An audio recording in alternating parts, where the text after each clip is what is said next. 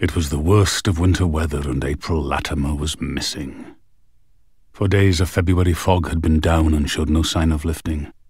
In the muffled silence the city seemed bewildered, like a man whose sight has suddenly failed.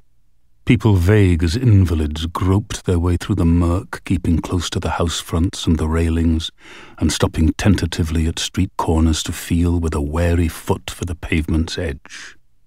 Motor cars with their headlights on loomed like giant insects, trailing milky dribbles of exhaust smoke from their rear ends. The evening paper listed each day's toll of mishaps. There had been a serious collision at the canal end of the Rathgar Road involving 3 cars and an army motorcyclist. A small boy was run over by a coal lorry at the 5 Lamps, but did not die. His mother swore to the reporter sent to interview her that it was the miraculous medal of the Virgin Mary she made the child wear round his neck that had saved him.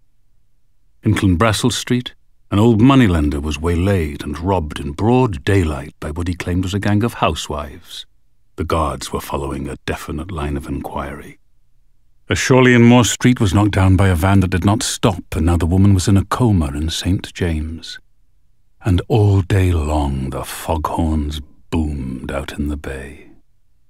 Phoebe Griffin considered herself April's best friend, but she had heard nothing from her in a week, and she was convinced something had happened. She did not know what to do. Of course, April might just have gone off without telling anyone. That was how April was, unconventional. Some would say wild. But Phoebe was sure that was not the case. The windows of April's first-floor flat on Herbert Place had a blank, withholding aspect, not just because of the fog. Windows look like that when the rooms behind them are empty. Phoebe could not say how, but they do. She crossed to the other side of the road and stood at the railings with the canal at her back and looked up at the terrace of tall houses, their lowering, dark brick exteriors shining wetly in the shrouded air.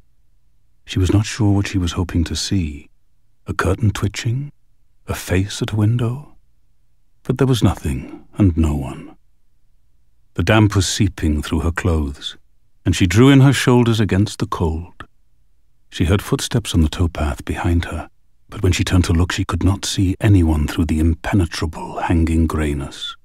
The bare trees with their black limbs upflung appeared almost human. The unseen walker coughed once. It sounded like a fox barking. She went back and climbed the stone steps to the door again, and again pressed the bell above the little card with April's name on it, though she knew there would be no answer. Grains of mica glittered in the granite of the steps. Strange, these little secret gleamings under the fog. A ripping wind started up in the sawmill on the other side of the canal, and she realized that what she had been smelling without knowing it was the scent of freshly cut timber. She walked up to Bagot Street and turned right, away from the canal. The heels of her flat shoes made a deadened tapping on the pavement. It was lunchtime on a weekday, but it felt more like a Sunday twilight. The city seemed almost deserted, and the few people she met flickered past sinisterly, like phantoms. She was reasoning with herself.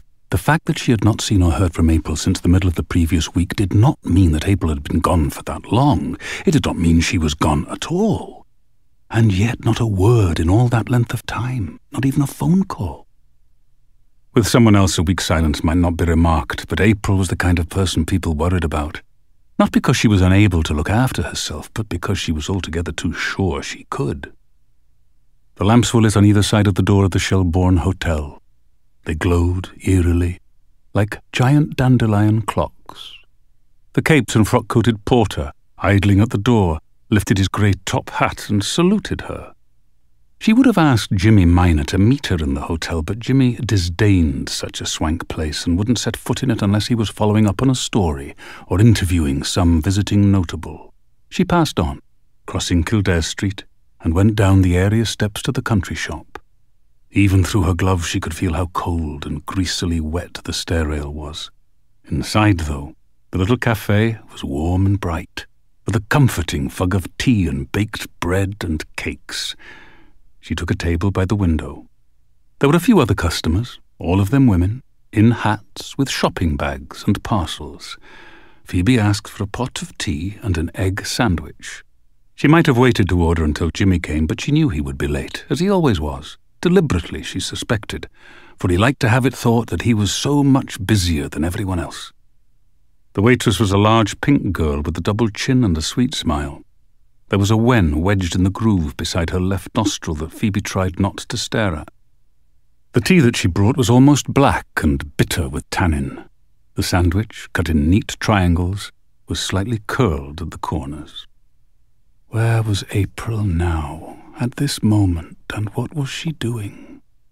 For she must be somewhere, even if not here. Any other possibility was not to be entertained.